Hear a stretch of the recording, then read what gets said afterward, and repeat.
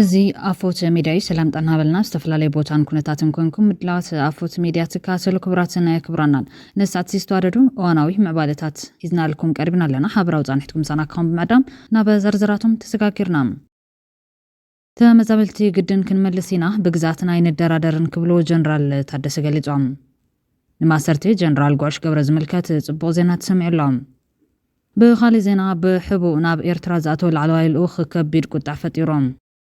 ኣብዚ ቀረባዋን ናብ ኤርትራ ዝበጽሑ ወጻእተኛ ተመራማርን ክኢላን ዓለምለኻዊ ዝምድናታትን ፖለቲካን ኢትዮጵያ ኤርትራ ናብ ኩናት ከም ዝኣትዋን እቲ ኩናት መወዳእታ ኣብ ኤርትራ ዝርከብ ስርዓት ከም ዝኸውን ገሊጹሎም ነዚኣቶምን ካልኦት ገደስቲ ምዕባልታትን ሒዝና ኣለና ምስ ኣፎት ጽንሖም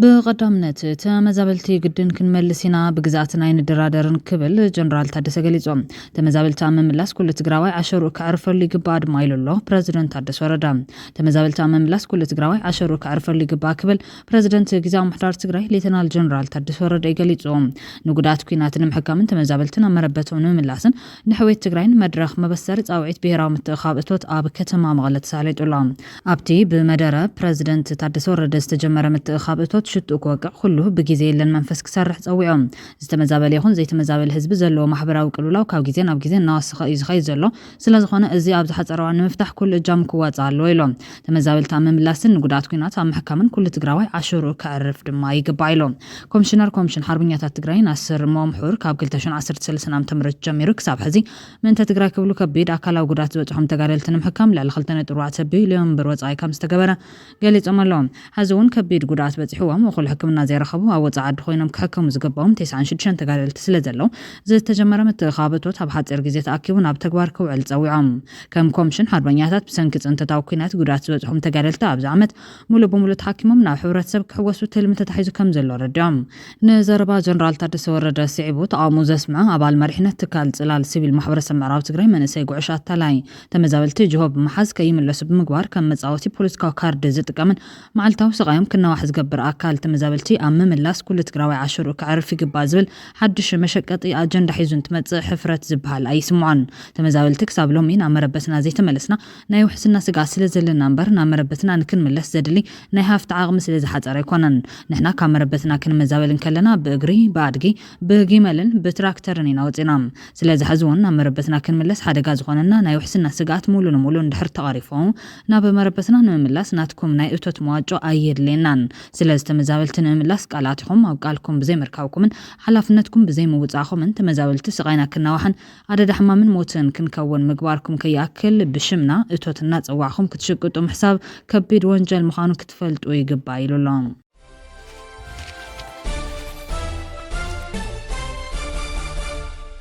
بحبونا بإرتراز ذاتو العلوي لوخ كبير قطع فتيروم أبز غربوان ناب إرتراز بتحو زاتن يتمارمارن كيلان علم لخاوز مدناتاتن بوليتيكان إثيوبيان إرتران ناو كينات كم زاتوان اتخوينات موداتو هاب إرتراز ركب سرعات كم زخون قالت لهم أبز غربوان حدو زاتن يتمارمارن كيلان علم لخاوز مدناتاتن بوليتيكان ناب إرترا بتحونيروم كابت هاجر مستملسة زوجهن نتعزبتاتو زتعليلة تنتناغن نسب مزي إرترا قطع لهم دكتور ويليام غورلاي أب حدا ناتقاه مع خنزينا زسفرت حف بغندو نابتاب قرن أفريقيا انتظار يزلو دبنا كوينات زت كوريم تخونا جن نجرا من قدون هلو كونتات إيرتران حدش كوينات تابتاجر كسعو زغل زلوان بمدساس زغربو تحستو كاب منقص إيرترا سفيح جور ملسته وهي بولون أبو داتنا يتزحلف عمت نابتاجر زبط حجور لاي حتى بتي زارب زلو قدايك إح بحري دليتاتن هاغنتاتن إثيوبيا يزفلم أو كإح بحري جوبوليتيكا ورسلي عرق اللزبلت يا أسترالياوي يونيفرسيتي موناش تحقاقاز بروفيسور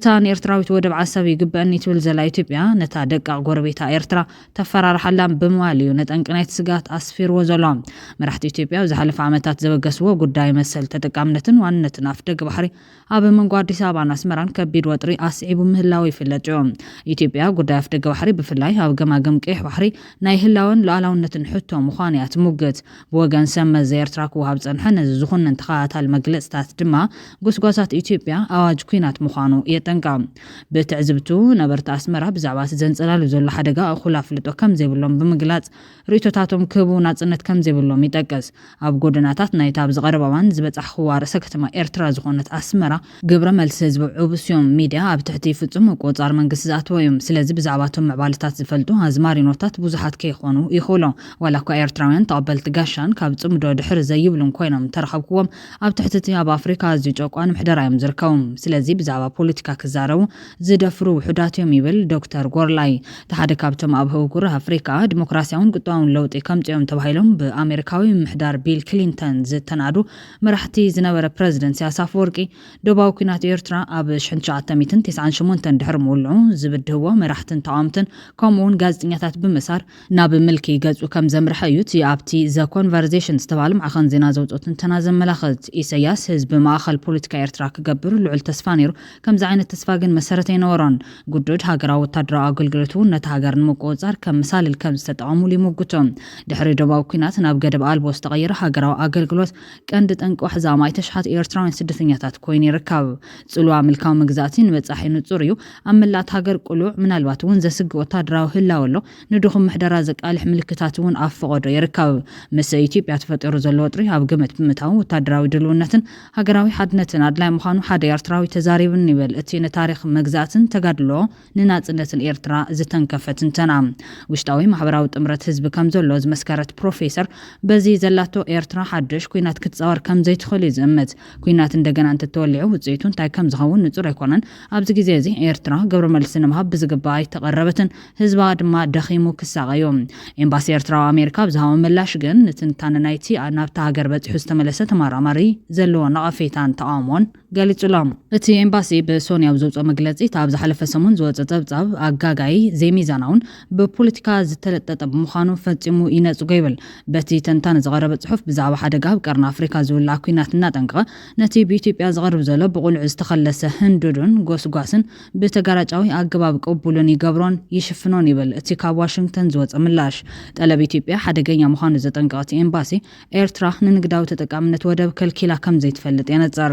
ዝኾነ መሬት ይኹን ወደብ ኤርትራ ብሓይሊ ንምሓዝ ምፍታን ብዓለም ለኻዊ ሕጊ ከቢድ ሳዕቤን ዘኸትል ወራሪ ድማ ይብል። ፕረዚደንት ኢሳያስ ኣብ ፈለማ ናይ ዝወርሒ ኣብ ዘካየዶ ቃለ መሕትት እዚ ናይ ማያት ዝበሃል ንመዳመቕ ዝቐርብ ዘሎ እዩ። ስለምንታይ ሰብ ይሻቐል ብዛዕባ እዚ ክሻቐለሉ ዘለዎ ጉዳይ ኣይኮነን ክብል ኣናኢስዎ ነይሩ እዮም። ዋላ እኳ ኩናት ከም ዝተኣወጀ እንተኣመተ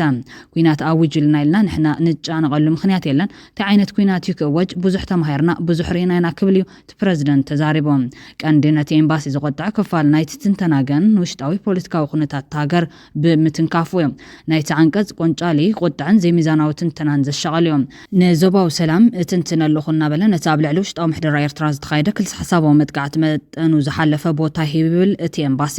መንግስቲ ኤርትራ ሳሕቲ እዩ ንወጻእተኛታት ጋዜጠኛታት ይኹን ተንተንቲ ናብቲ ሃገር ከኣቱ ዘፍቅድ። ዳርጋ መብዛሕትኦም ድማ ምስ ተመለሱ ነቲ ዘንቆልቁል ዘሎ ማሕበራዊ ቁጠባዊ ኩነታትን ምልካዊ ምሕደራን ከቃልዑ ይስምዑ እዮም። ደቡባዊ ኩናት ኤርትራን ኢትዮጵያን ህይወት ኣስታት 100,000 ሰባት ከም ዝቐዘፈ ይዝከር። ፕረዚደንት ኢሳያስ ካብ 1991 ነትሒዙ ነቲ ሃገር ብዘይ ቅዋምን ሃገራዊ ምርጫን ይመርሓ ምህላውን ይፍለጥ። እቲ ክሳብ 2002 ሃልዋት ዝነበሩ ሃገራዊ ባይቶ እውን ካብ ዝፈርስ ልዕሊ 23 ዓመታት ኮይኑዎ ኣሎ።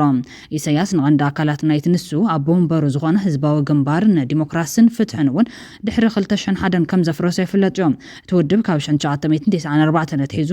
ምዱብ ጉባኤ ኣይካየደን። ካብቶም ኣባላት መሰጋገሪ ሃገራዊ ባይቶ ዝነበሩ 75 ኣባላት ማእኸላይ ሽማግለ ናይቲ ውድብ ኣስታት 20 ኣብ ማእሰርቲ 16 ብሂወት ዘየለው 6 ኣብ ስደት ልዕሊ 5 ድማ ደስ ኢሎም ከም ዝርከቡ ጸብጻባት የመላኽቶም። ልዕሊ ፍርቂ ካብቶም 15 ኣባላት ፈጻሚ ኣካል እውን ብተመሳሳሊ ግዳይ ሞት ማእሰርቲ ስደትን ምድስካልን ዝኾኑ እዮም። ዘ ኮንቨርሴሽን ብኽኢላታት ተመራመርትን መምሃራንን ዩኒቨርሲቲን ዝዳሉ ዓንቀጻትን ትንተናታትን ዘቕርብ ዘይሻራዊ ማዕኸን ዜና ምዃኑ ይግለጽ።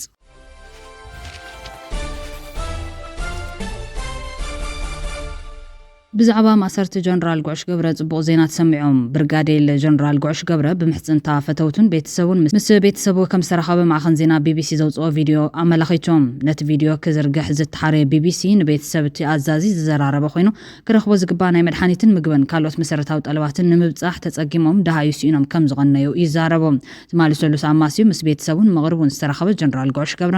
ኣብዚ ጸቢብ ገዛ ናይ ስፖርት ክዳን ተኸዲኑ ምስ ሓውን ደቁን ክራኸብ ተራእዮም። እቲ ኣዛዚ ዝተኣሰረሉ ቦታ ግን አበየናይ ቤት ማሰርት ከም ዘሎ የተገለጸን ብርጋዴር ጀነራል ጉዕሽ ሓደ ካብቶም ነቲ ጉባኤ ዘካየደ ክፋል ሕወሓት ዝድግፉን ባይተ ጌታቸው ረዳ ዝምራሕ ዝነበረ ጊዜያዊ ምሕዳር ክመዓራረ ዝጠለቡን አዘዝቲ ካብ ኮርን ላዕሊ ብዝብል ዝፍለጡ አዘዝ ሰራዊት ዝተቃወሙ ኮይኖም ካብ ዝሓለፈ ዓመት ጥሪ 2025 ጀሚሩ ካብ መርሒነት እቲ ሰራዊት ተኣጊዱ ዝጸንሐዮም ኣብቷን እቶም አዘዝቲ ዝሃብዎ መግለጽ ሲዕቡ ናይ ሽዑ ፕሬዝደንት ናይ ሕዛ መኻሪ ቀዳማይ ሚኒስትርን ጉዳያት ምብራቅ አፍሪካ አይተ ጌታቸው ረዳ ብዝሃቦ መብርሂ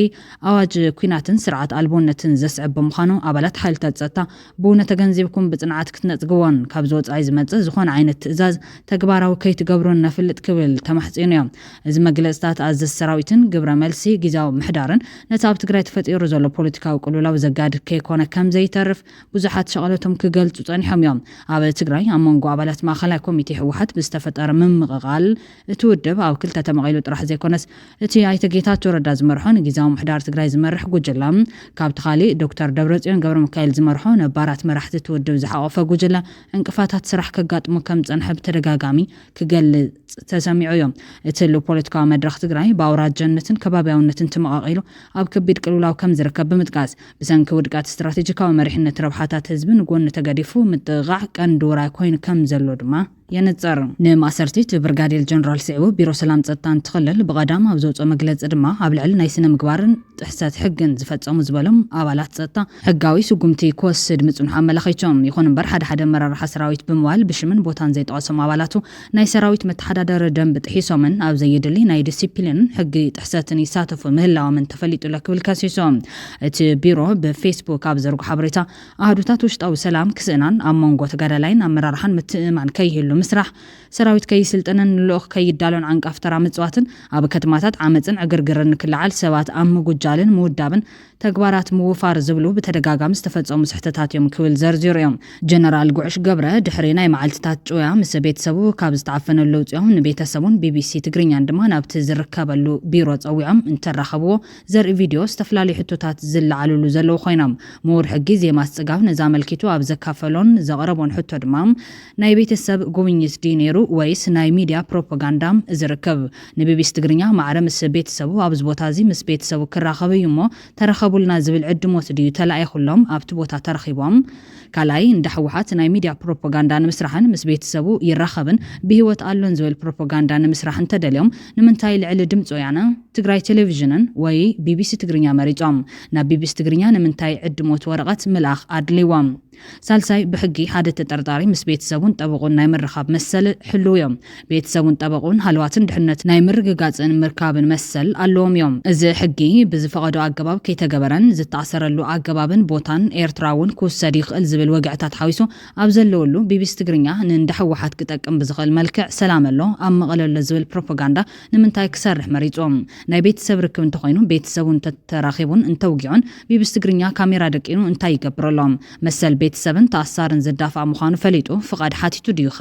ወይስ ፍቃድ ዝጸውዕሉን ዝፈቀዱሉን ሓለፍቲ ጥራሕ ይሰሚዖም ንናይ ሕጊ ሰባት ግን ኣብ ከምዚ ዓይነት ካብ ዝተኣሰሩሉ ቦታ ተወሲኑ ኣብ ካሊእ ቢሮን ኣብ ቅድሚ ሚድያን ካልኦት ኣካላትን ዝግበር ምርኻብ ቤተሰብ እማን ምርኻብ ተባሂሉ ብሕጊ ምስ ቤተሰቡ ናይ ምርኻብ መሰሉ ተኸቢሩ ዝበሃል ድዩ ንበል እሞ ድሕርቲ ቪድዮ ካብ መቐለ ውፅኦም ኣስመራ ተእተውዎ ወይ ካሊእ ነገር ተጓንፎ ወይ ብድሕሪዮ ምስ ቤተሰብ ምርኻብ እንተኸልከልዎ ህዝቢ ምስ ተዘናጋዕ ቢቢሲ ትግርኛ ኣብዚ ሕወሓታዊ ፕሮፓጋንዳ ምስታፎን ህዝቢ ሙንጅዑን ሞያውን ሞራላውን ተሓታትነት ክህልዎ ድዩ ዝብል ሕቶታት ኣበጊሱሎም ክብራትን ክብራንን ቤተሰብ ኣፎት ሚድያ ነሳት ዜና ባኹም ከነብሎም ዝሓዝናዮም ሓጸርቲ ዋናው ዜናታት ተቐሪብና ዛዚምና ስለትካትወልና ለመስገን ላይክ ሼር ሰብስክራይብ ምግባር ቤተሰብ ኣፎት ሚድያ ኹኑ ሰሰናይን ምናም